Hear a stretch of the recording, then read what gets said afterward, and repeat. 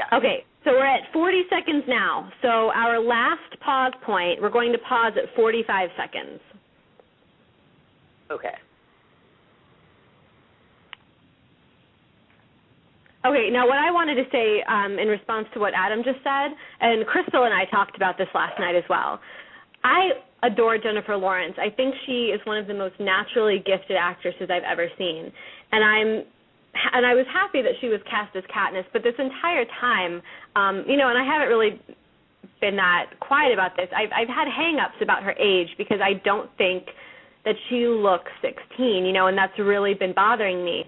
But I watched this teaser, and especially at this particular moment when she's shooting the bow, she looks so young. She looks like she's 16. So every worry that I had about her is completely gone. I love her. I'm so excited that she's Katniss.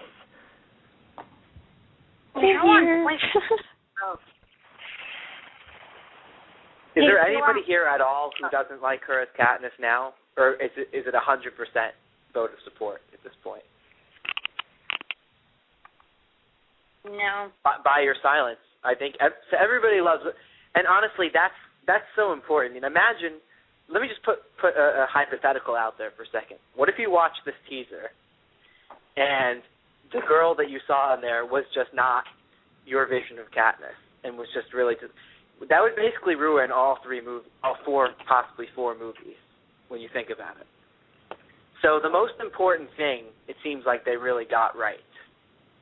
I think that's, if you want to leave this teaser with something, even for our listeners out there who are maybe a little disappointed, you should feel good about the movie overall, because I think that really signifies something. Hey, Savanna? Yes. Sorry. Can I just because we're at this point, would it be okay if I mention my difference? Yes. Yes. Oh, okay. My God, yes. I've been waiting all night for this. Okay. Since we're at, we actually would have to go backwards a little bit first. But first we'll start right where she's jumping over the log. You see she has, right at that point when she's jumping to shoot the arrow, she has her bow. Obviously, since she has her bow, it's after the fire. And, because we know she got the bow and arrow well after the fire attack. When she jumps over that log, if you stop right at, let me get the second right. I think it's, hold on. You stop at 44 seconds, or like right around 43, 44 seconds when she jumps over that log, and you look at her pants.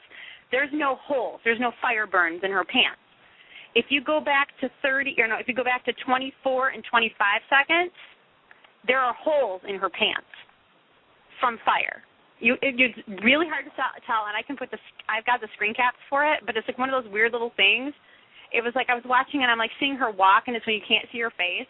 You can see her legs walking through, and you can see two distinct burn marks on her upper thighs. But when she jumps that log, that's impossible to see. That's impossible to see if you're just watching it. Could you put this into a post on Down with the Capitol, like an exclusive, like behind-the-scenes coverage of this? Because I would love to see the screenshot comparison. That would be amazing. I'll put the screenshots up for you. But it's like, because I got them off the 1080. And it's and I also got them off the iTunes version, so the seconds might be a little bit off from what I'm saying, but you can distinctly see, because it's when she walks, she's walking with the bow in her hand, obviously. So, and I was trying to explain this to my husband earlier. I'm like, he said, well, they don't shoot in sequence. I said, well, it doesn't matter. If she's got the bow, it's after the fire in both cases. So how did her pants suddenly not have holes in them anymore? I mean, did she get a new pair somehow? Did they decide to send a silver parachute and gave her a new pair of pants? Or, I don't know. It's just like one of those little things that I never catch this stuff. So it was a shock to me. I was like, and that sounds like they may have reordered events in the film. Like they might get her the bow before the fire. Well, she's not. When she's running and the fire, she doesn't have the bow in her hand. When she's running away from the fireballs in the fire, she doesn't have the bow. You're going to have to submit it to IMDb as an error.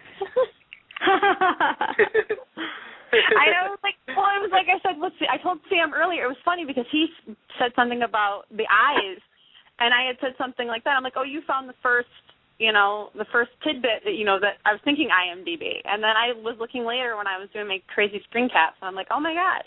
I'm like, her pants suddenly, got sewn back together here. But, I mean, you can distinctly see the burn marks and whatnot, in the one shot. And, I don't know how, the footage will actually piece together, but when you look at the trailer, it's kind of like, or you look at the teaser and you're like, well, wait a second. Where'd they go? So I'm wishing I sent her some pants. I love that you noticed that. I love that Sam noticed the figure in her eye. I just love this. So yeah, please post about that on Down with the Capital later so that everyone can see it. Maybe that's added guilt when she's leaving the cave because she stole Peter's pants.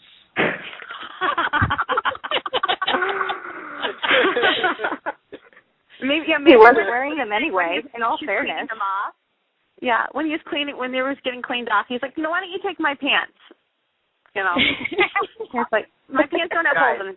Take my pants. Don't give Amie any ideas on here. She's already amazing. Imagination. I like this conversation.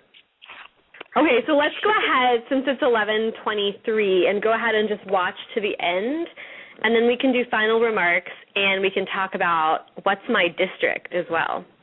Okay, so we're going to go ahead and just watch to the end of the teaser. Yay, arrow. Fire.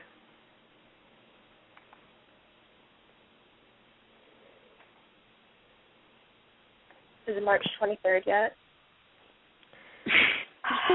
And the what's my district tag?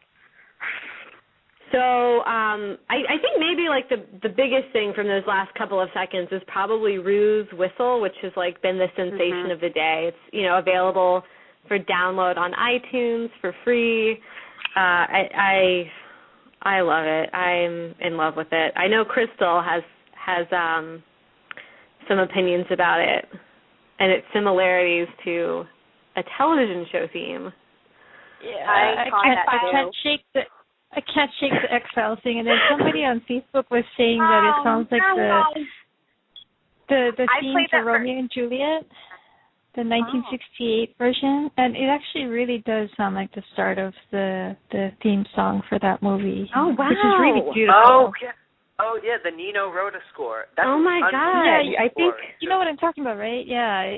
It totally sounds just like the beginning of that song. Da, da, da, da. Yeah. Yeah. No, that's. Oh my god! Really Yeah. What is the name of that? It's something about youth. Oh, youth, or something like that. What is a youth? What is a youth? Yeah, I love that version of Romeo and Juliet. Yeah, I don't know. I think her tune is I love it. I'm so excited to know what it sounds like. I'll tell you what. Next week, next show for everybody listening, we'll play a 3 comparison: X-Files, this, and what Romeo is a youth? Juliet.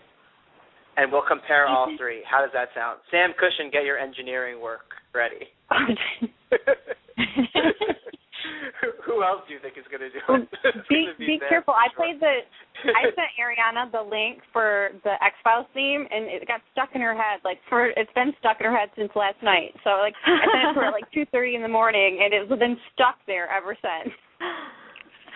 Can you imagine waking up hearing the X-Files theme at 2:30? That's scary. Well, before we talk about what's my district, does anyone have any final thoughts about the teaser? Do you think that Suzanne Collins had the last say on Rue's whistle? That they presented her a bunch of different whistles, and she kind of had the last say on what she had envisioned and heard? I would love for that to be true. Yeah, because once she signed off her rights, for the novels, for them to make it into a film, she really didn't have that much of a say. But I feel like her collaboration with Gary Ross, he's promised to really keep it to the books for both her and the fans. So I'm really excited about that.